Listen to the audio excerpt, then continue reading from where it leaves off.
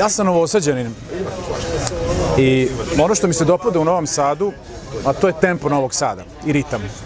Kao neko ko dosta putuje, bavi se muzikom, meni odgovara da kada sa putovanja dođem u svoj rodni grad i kad mogu da se opustim i da na neki normalan, prijatan način ponovo utonem u neke svoje porodične obaveze i profesionalne obaveze.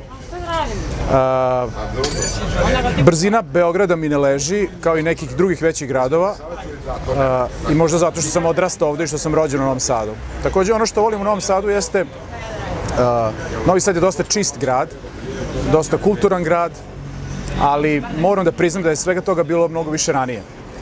Dakle, negde i meni kao i dosta nekih mojih prijatelja koji smo odrasli ovde, ajde da kažem, Novi Sad iz nekog prošlog vremena, možda 80-ih godina, kada smo najviše izlazili i družili se, grad koji je bio po meri i nedostaje mi taj život, odnosno broj klubova, mesta za izlazak, kulturnih dešavanja koji postoje onda.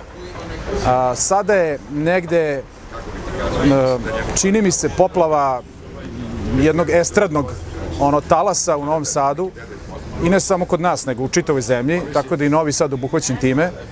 I mnogi ljudi su se povukli, ne samo moji prijatelji i moja generacija, već i mlađi i stariji. Jednostavno, nije lako pronaći mesto na kojem znaš da će doći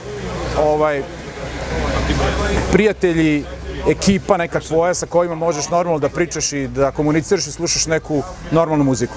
Naravno da takvih mesta ima, ali kažem, nema ih kao što je bilo nekada. Nekada je toga bilo mnogo više i bilo je nekako mnogo normalnije da odeš u grad i da ne znaš gde ćeš i lako ćeš naći mesto da sedneš i da se vidiš sa nekim prijateljima i poznanicima.